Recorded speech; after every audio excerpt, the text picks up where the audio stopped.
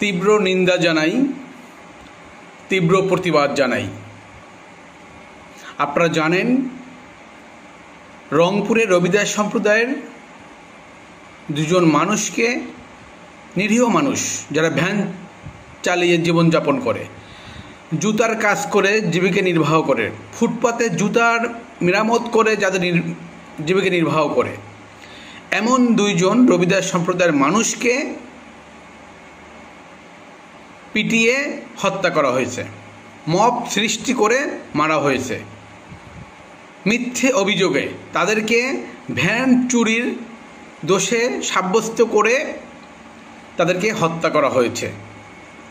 আর এদেশের মানুষ কত নিকৃষ্ট মনের হলে, কত অসভ্য জাতি হলে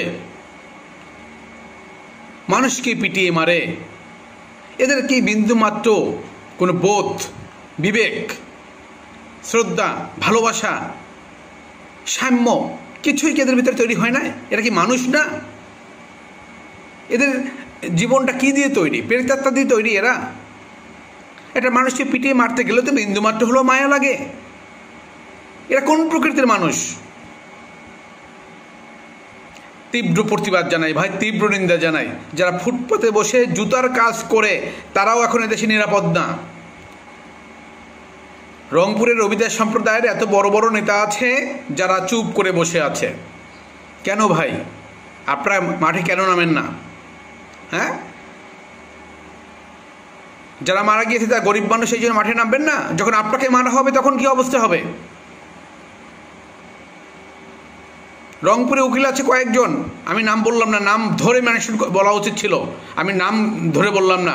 রংপুরে উকিল আছে রবিদাস সম্প্রদায়ের, নেতাগিরি করেন, দলিতের নেতা সাজেন। রংপুরে রবিদাস সম্প্রদায়ের সাংবাদিক আছেন, নামেন না কেন? কোনো প্রতিবাদ করতে পারেন না? ভাষা নেই নাকি? যে দুদিন মারা গেছে ওরা ভ্যান চালক, রাস্তায় ফুটপাতের কাজ করে, গরিব মানুষ, এই জন্য তার পক্ষে কথা বলবেন না? জাগ্রত হন, বিবেকের জাগ্রত করেন, উজ্জীবিত হন, প্রতিবাদ করুন। এই মব সৃষ্টি করে যে মারা হয়েছে এর উদ্দেশ্যটা কি জানেন? ওখানে দুইজন রবিদাসকে মারা হয়েছে। আমরা জানি রংপুরে রবিদাস পাড়া আছে, অনেক বড় বড় রবিদাস পাড়া আছে, ১,৫০০ ২,০০০ পরিবার আছে এক পাড়াতে। ২-৪ জন হত্যা করা হয়, ২-৪ জনকে, বাকি রবিদাসটা ভয়তে পালিয়ে যাবে। এই প্ল্যান করে মারা হচ্ছে। খুঁজেন, খুঁজে বের করুন কারা এই মব সৃষ্টি করে হত্যা করেছে। তাদেরকে খুঁজুন, তাকে ধরে নিয়ে আসুন, কারা এই হত্যা করেছে। আপনারা এতগুলো পরিবার থাকতে চুপ করে থাকবেন কেন? অনতিবিলম্বে এদেরকে গ্রেপ্তার করে যেভাবে পিটিয়ে মারা হয়েছে, ঠিক এই মব সৃষ্টিকারীদের সেইভাবে রাস্তায় পিটিয়ে মারতে হবে। এটাই হলো উপযুক্ত শাস্তি, অথবা ফাঁসির দণ্ডে দণ্ডিত করতে হবে।